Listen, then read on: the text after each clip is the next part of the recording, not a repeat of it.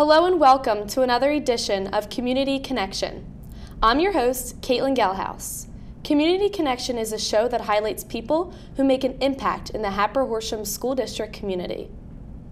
I'd like to welcome our guest, Todd, our state representative serving the 151st District. Welcome to Community Connection, Todd. Thanks so much for having me. And thank you for appearing on our show. Appreciate it. The first question I have for you, can you please tell us a little bit about your life as a student here in the Hatboro-Horsham School District? Sure. Well, I graduated in 1989, so the building we're in right now wasn't here. I went to school, the high school I went to was on Gehlhaus Road, and it was just a terrific experience for me. And many of the same things that I enjoyed are still a part of your life. The Thanksgiving Day football game and prom and graduation, and I played sports. I was a basketball player, probably not surprising based on my height. But my experience overall at Hatboro-Horsham was just a terrific one, and I really enjoyed it. One of the things that is just terrific about our community and frankly our school district is so many of us never left. I born and raised here, and I'm raising my kids here. And I was just at a fundraiser for the Education Foundation Friday night and was with a number of other folks who graduated high school with me. And we're all still friends because we all still live in the community. And that all started back, in really Keith Valley Middle School, and Simmons Elementary, then Keith Valley Middle School, and Hatboro-Horsham High School. So it was a terrific experience for me. And we didn't have a robotics team or a program like that, so there's been a lot of great additions. But a lot of the same traditions are still around, and it's fun to come back to Keith Valley Challenge. I go every year to wish the kids well, and that was something that I participated in when I was at Keith Valley. So some of those rites of passage that today's students are experiencing, I also experienced, and it's great to kind of take a walk down memory lane every time I rejoin the students for one of those events.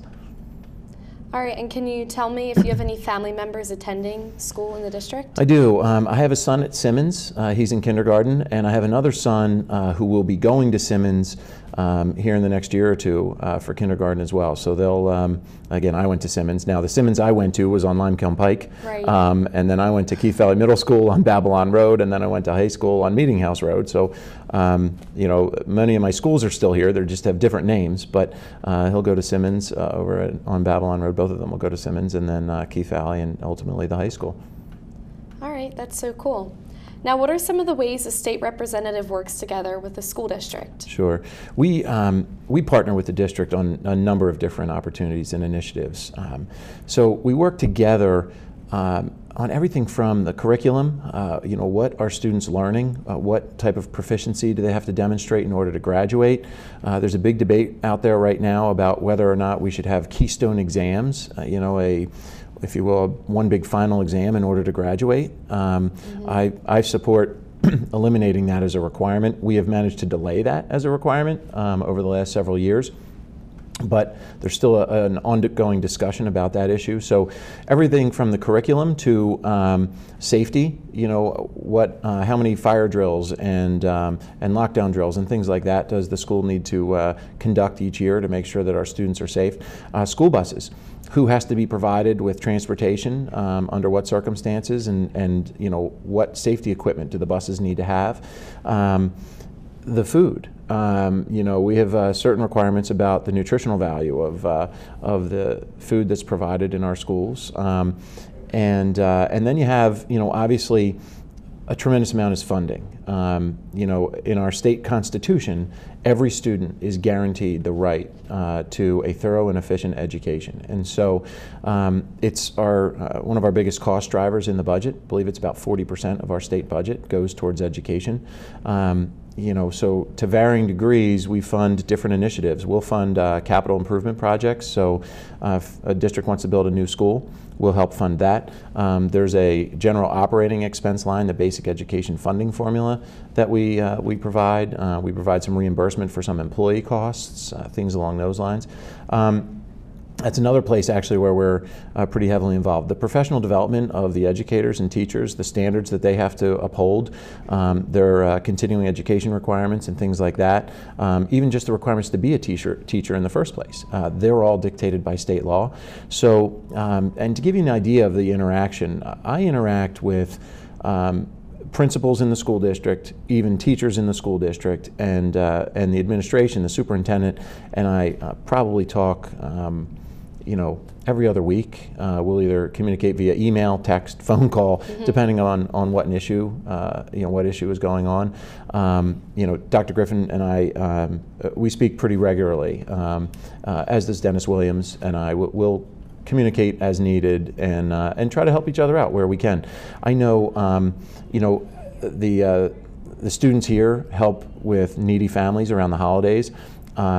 One of the services that my office provides is help for needy families. So we very often are working with families throughout the year that are struggling. And some folks, they lose a job, they might come into hard times one way or another, and there are a lot of state programs to help them. And so we'll partner with the district to make sure that when the students are looking to help a family, those are the families that they're assisting, those that are most in need. It's a great partnership that I have with the Hatboro-Horsham School District, and it's something that I value tremendously. It helps me as a legislator up in Harrisburg to have that routine communication. Today while I'm here, I'm going to stop by the Hotspot Cafe. I try to stop in there as often as I can, and the smoothies are terrific, so that's a bonus perk of the job, if you will. But I think that being here and being connected with the school district has really helped me as a legislator in Harrisburg do what's best for our school students and our professional staff here at the Hatboro-Horsham School District. Thank you. I agree with that as well. I mean, when you walk into our school, a lot of people do know your name, and you're not a stranger to anyone, and you do pop in. I've seen you multiple times when I was younger in the cafeteria, so that's a really important thing that, like you said, connecting to the community. And you'd mentioned something about budgeting. My next question for you is, how do you decide how much money each school district should receive? Yeah, it's a complicated process, and one that's actually been a source of great frustration for me. There is a formula that the state adopts every single year. One of the frustrations is that formula can be skewed based on political interests. So for instance, in last year's budget, there was a big infusion of cash to the Erie School District out in Erie, Pennsylvania. And Erie is falling on some particularly difficult times financially. And so the state senator and state representatives from Erie made a push to have some extra funding go towards their district. And so over the years, that happens sporadically across the state. And so you end up with this sort of lopsided funding approach. I have tried to work really hard to adopt a formula that is based upon the student's needs. Each student brings unique needs to the table. So students who are learning English as a second language, for instance, they're more expensive to educate. Students with special needs are more expensive to educate. And so what I have supported is a formula that considers all the students' needs and then identifies what are the true costs to educate a student with those needs. As we break that down, to me, that can be evenly applied across the state. And there are geographic differences in the cost of things. I mean, things cost more here in southeastern Pennsylvania than most other places in the state. The cost of living is much higher, the cost of housing is much higher, things like that. So I think we need to factor those in. A few years ago, we had what's called a basic funding commission. And they spent a year really peeling back the onion on these cost drivers. And what are the factors that drive the cost of educating a student in Pennsylvania? And that's when they came up with this formula. That formula was adopted on a bipartisan basis, and I've been pushing to have that formula fully implemented every single year. Right now, it's only implemented for additional funds that come into education.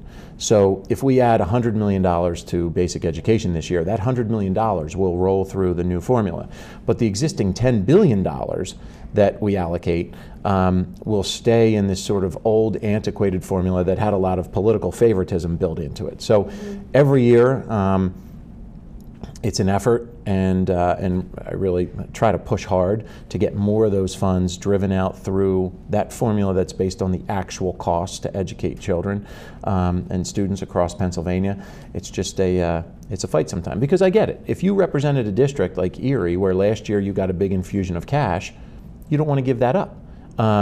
I wouldn't want to give that up if that happened here at Hatboro-Horsham. So I understand, the political ramifications for my colleagues, but when it comes to fundamental fairness and really a systemic approach that's fair for all students across Pennsylvania, I think we really have to look at that fair education funding formula and look at what does it cost to educate a student, and then let's, pay those costs. Right. Are there any state programs to help students, like scholarships or other means of help? There are. We have an entire financial aid program. It's called FIA, the Pennsylvania Higher Education Assistance Agency. And every year FIA provides grants and loans for students across Pennsylvania who are looking to attend school. We also provide a tremendous amount of support to what are called state-related universities. That's Penn State, Pitt, Temple, and Lincoln. And I know a lot of students locally choose those 4 universities. I think you said you're going to be heading off to Penn State. Yes. So, we provide, several $100 million in support to those universities. And part of that arrangement is that in-school in-state students will receive a reduced tuition rate because of those significant investments that we're making in those 4 state-related universities. On top of that, we own the state system of higher education. Many of your colleagues may know of them as my alma mater, Shippensburg University, Kutztown, Bloomsburg, Westchester, things like that. There's 14 state-owned schools, and we spend a significant amount of money supporting those issues at those schools and budgetary issues at those schools as well, to help keep in-state tuition down for our residents here in Pennsylvania. So we have FIA that provides grants and loans. We have support for the state-relateds, Penn State, Pitt, Temple, and Lincoln. And then we have, of course, the investments we make to run the entire state system of education to try to keep those costs down for our in-state students as best we can. All right, and what are some of the obstacles you face or could face in helping school districts? Really the diversity of Pennsylvania. We are such a unique and diverse state. We have one of the largest cities in the country in Philadelphia, yet we have largely a rural, almost Midwestern type state outside the Southeast. We've got a ton of farmland. I had the real unique pleasure of, I had a committee hearing in Pittsburgh and then in Erie. So I drove from home here in Horsham across the state to Pittsburgh, then I drove up to Erie, and then I had to drive home. So I got to see a real big slice of Pennsylvania in that trip. And so I saw all the farmland out in Lancaster. I got out to Pittsburgh and I saw in the southwestern part of the state a lot of natural gas. Then as I was going up towards Erie, more natural gas, a lot of timber and woodlands. Believe it or not, there's a thriving timber industry in Pennsylvania. We have a national forest in the northwestern part of Pennsylvania. So we have such a diverse and rich landscape across PA, and that diversity applies not just to geography. It applies to religious diversity. It applies to economic diversity. It applies to cultural diversity. I joke, I'm a big animal lover, animal supporter. Interestingly, in most of Pennsylvania, the first schools are closed. Students have off of school for the first day of deer season. Now down here in the Southeast, that's a foreign concept to most of our students. Right. But outside the Southeast, if you were to tell schools that they had to be open the first day of deer season, there would be riots in the streets and people complaining left and right, because for them it's a cultural tradition. Their families go out and they go hunting the first day of deer season, and it's not just young boys and girls and young men and women, or I'm sorry, not just young males. It's also young girls. My assistant in Harrisburg, she has gone deer hunting. And it's interesting. I've never been deer hunting, but it's just a different culture. It's a different way of thinking. It's a different way of life. Hunting is a very important part of their persona. All this is a long way of saying that's the biggest challenge. My colleagues from other parts of the state don't always understand how we think or what we value here in southeastern Pennsylvania, and vice versa. It's sometimes very difficult for me to put myself in the shoes of somebody who's from another part of the state, and that's why we spend a lot of time interacting with one another. I think one of the greatest things that I can do as a state representative is really get to know my colleagues from around the state and what's important to them. What do their constituents really care about? What are their students' needs? I know that that there's a lot of folks down here who want to go off to Penn State, Pitt, Temple, Lincoln. They're important state-related universities.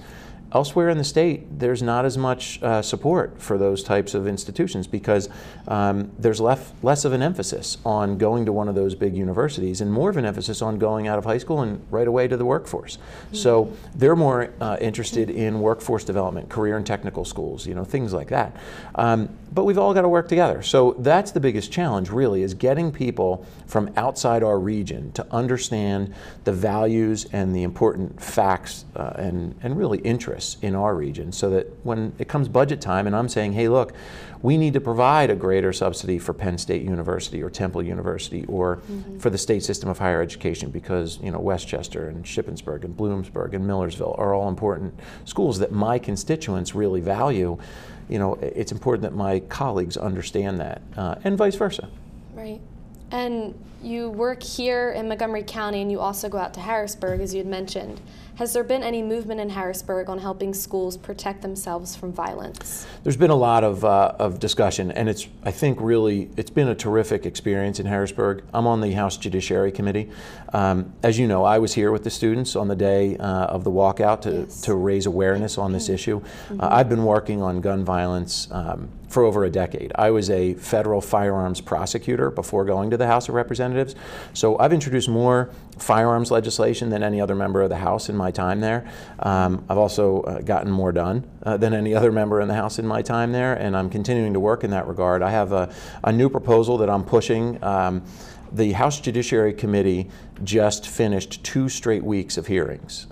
We heard hours and hours of testimony on just about every proposal that's in front of the House Judiciary Committee on gun violence. I was the first to testify, and I have a proposal. It's to bring what are called extreme risk protective orders to Pennsylvania. And this is an issue that, or this is a piece of legislation that exists in 6 states now. It was 5 states until Parkland happened, and then Florida adopted them shortly after Parkland. And they're now being proposed in 30 states across the country. But the idea is pretty simple. 2/3 of all gun deaths are suicides. And so if we want to move the needle on mass shootings and gun violence as a whole, we also have to think about how do we prevent people from taking their own lives with a gun, because that's where we can make a really meaningful impact. These extreme risk protective orders let a loved one, family members, or law enforcement petition the court to say, my son, Mark, is going through a rough time right now. He just got divorced, or he just lost his job, and he's pretty depressed. He doesn't have a severe mental illness. He's not diagnosed with anything that's serious enough to warrant like an involuntary commitment into a mental institution or anything like that. But he just seems really depressed, and he's making some statements that just have me concerned that he either might hurt himself or hurt somebody else. And he's a big hunter, so I know he's got a lot of guns at home. So what this family member or loved one can do is they can go to a judge and they can say, look, I think we have to temporarily take these guns away just until we can make sure that he is stable and everything's fine. I mean, this is a short-lived situation. He's struggling right now with something that's going to go away. He's going to overcome this, but right now it's probably not a great time for him to be around these types of weapons.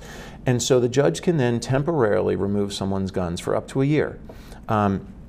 The individual is afforded full due process.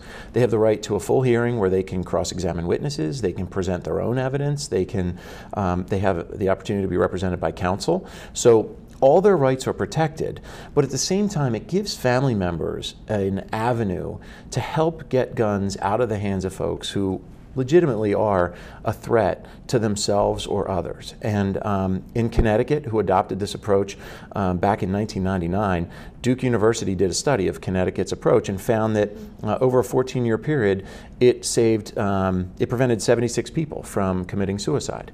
Wow. So it's made a meaningful difference, and I think that we can make a meaningful difference here. As I said, 76 or 2/3 of gun violence deaths are suicides. And we heard about that in Florida. There were a lot of warning signs. This type of legislation is also called red flags. So if your viewers Google red flags legislation or extreme risk protective orders, there's a ton of articles from all over the country about this type of an initiative. And that's the bill that I'm championing right now. The chairman of the Judiciary Committee is a co-sponsor on my bill, which is a huge step. in getting that to run. To give you an idea, the chairman of the committee unilaterally decides whether a bill ever even gets a vote. So to have his support for this concept is critical.